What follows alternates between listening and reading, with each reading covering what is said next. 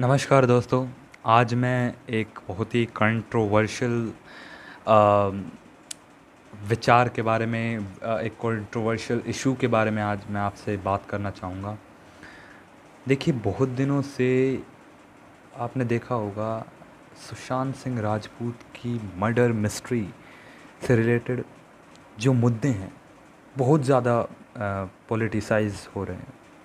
कभी इसमें ईडी जुड़ जाता है, एनफोर्समेंट डायरेक्टोरेट जुड़ जाता है, कभी सीबीआई आ जाती है, कभी शिवसेना, कभी जो महाराष्ट्र में महाविकास आघाड़ी की जो गवर्नमेंट चल रही है, कभी वहाँ का इशू आ जाता है, कभी सेंट्रल में बीजेपी का इसमें हस्तक्षेप बढ़ जाता है, कभी कंगना रनावत आ जाती है, कभी इसमें रिया चक्रवर्ती का नाम आ जाता है।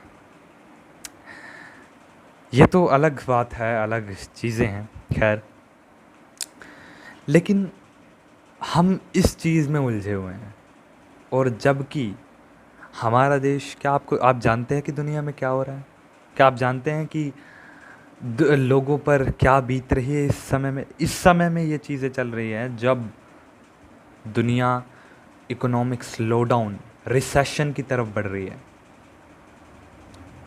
अगर आपको नहीं पता तो मैं आपको बताता हूँ, ग्रेट डिप्रेशन क्या था, रिसेशन 2008 का, 1930 के दशक का ग्रेट डिप्रेशन, जब लोगों को के पास जब नौकरियाँ नहीं थी, जब लोग, आपको पता है, लोग बाहर जाकर मट्टी खाने लगे थे, इस तरह की सिचुएशन आ गई थी।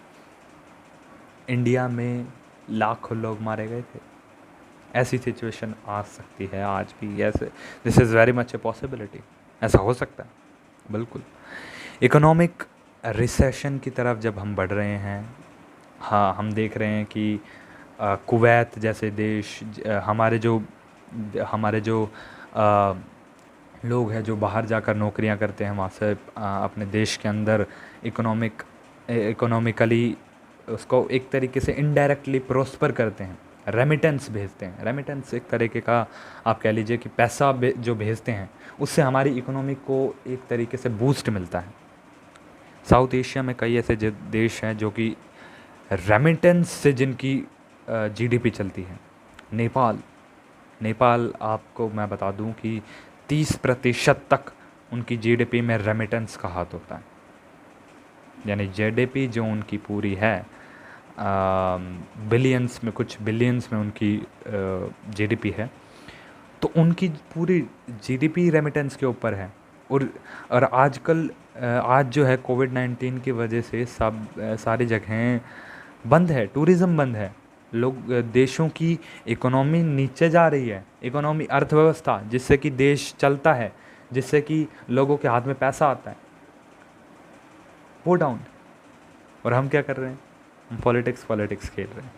बड़ी अच्छी बात है, वाह क्या बात है। खैर, मैं क्या, इसका तो अभी हम देख सकते हैं कि कैसे हम राइट विंग की तरफ बढ़ रहे हैं, हम हिंदू राष्ट्र करते हैं। खैर, वो तो अलग चीज़ है। मेरे ऊपर ही कुछ लोग उल्टी सीधी चीज़ें बोल देंगे। तो हम देख रहे हैं कि कैसे हम बेकार की चीज़ों में उलझे हुए हैं, जबकि हमारे देश में जॉब्स जा रही हैं। हम अच्छी अच्छी, और न्यूज़ चैनल्स क्या क्या वो कर रहे हैं, मतलब मैं हमेशा जब भी न्यूज़ देखता हूँ, जब भी मैं पढ़ता हूँ न्यूज़पेपर को, खैर जो मैं आपको इन्फॉर्मेशन प्रोवाइड कर रहा हूँ, वो भी मैं काफ़ी सारे मैंने आर्टिकल्स पढ़े हैं। मैं न्यूज़पेपर पढ़ता हूँ, 3 न्यूज़पेपर पढ़ता हूँ, तो उसके द्वारा मैं आपको कुछ चीज़ें, अपना ओपिनियन रख रहा हूँ। ऐसा मत समझिए कि मैं आपको कुछ ज़्यादा नॉलेजेबल चीज़, मैं अपनी एक तरीके से मैं आपका अपना जो मत है वो रख रहा हूँ मैं आपके सामने। और कुछ लोग इसी के अंदर उलझे रहे हैं, इसी के अंदर उलझ रहे हैं। इकोनॉमिक रिसेशन आने वाला है, लाखों जॉब जा रही हैं, ठीक है। और इलेक्शंस भी ऐसे समय पे हो रहे हैं, यूएस इलेक्शंस। अब मैं आपको बताना चाहूँगा कि दुनिया में, आपको पता चला होगा कि दुनिया का क्या स्फीयर ऑफ इन्फ्लुएंस है। कुछ लोग समझते हैं कि यूएसए में अगर कोई चीज़ हो रही है तो हमें क्या मतलब, हमारी ज़्यादातर लोकल कॉलोनीज़ में ऐसे ही समझा जाता है कि अगर बाहर कुछ हो रहा है, दूसरे देश में हो रहा है, तो उसका कोई परिणाम नहीं होता दूसरे हमारे देश के अंदर, हमारी लोकल कॉलोनी के अंदर। लेकिन हम सब ने कोरोना वायरस का नतीजा देख लिया। कोरोना वायरस बाहर से ही आ रहा है। यह भी ग्लोबल स्फेयर ऑफ इन्फ्लुएंस का ही नतीजा है कि आज हमारे देश में ऐसी हालत हो रही है। तो यह था मेरा ओपिनियन इस बारे में। खैर, हम ऐसे ही आप अपने ओपिनियन रखते हैं आपके सामने। आप बताइए कि क्या आपके सुझाव हैं। हम इस नए चैनल का निर्माण रख रहे हैं। तो धन्यवाद आपका देखने के लिए, शुक्रिया।